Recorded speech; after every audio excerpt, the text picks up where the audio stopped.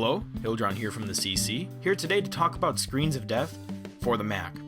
We'll get started with a pretty iconic one.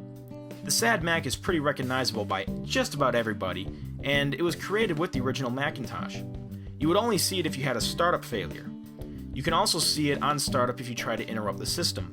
There was a debugging console you can open up on the Mac, and if you tried to open it up while the system was booting, you would see the sad Mac symbol. The sad Mac symbol wasn't just an icon with this type of crash, but it also played a crash sound on startup if the system failed to boot, and it sounded a little bit like this. Different Macs at the time had different crash sounds. Another error that was introduced around the same time with the original systems was a system error, also known as the bomb screen. This did not show up on startup because it was not relating to a startup error. It only showed up if the system encountered a crash, and if you're lucky, the restart button on the window would let you restart the computer automatically. If not, you had to actually shut down the computer yourself and then turn it back on.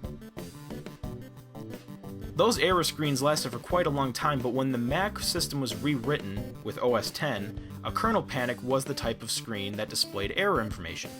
So if the system entered a state where if it continued to run it would most likely get corrupted, it caused itself to crash and it would display error information for the user. However, most people did not understand what any of this meant, so Apple simplified it along the way.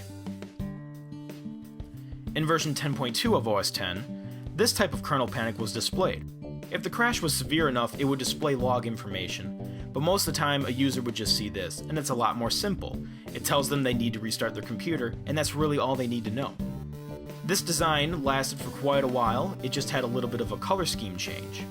This design, specifically with the color scheme change, lasted in version 10.3 to 10.5, and most likely with the previous one as well, it had an animation like this. When the system failed, the screen would dim, and the error screen would show up like this.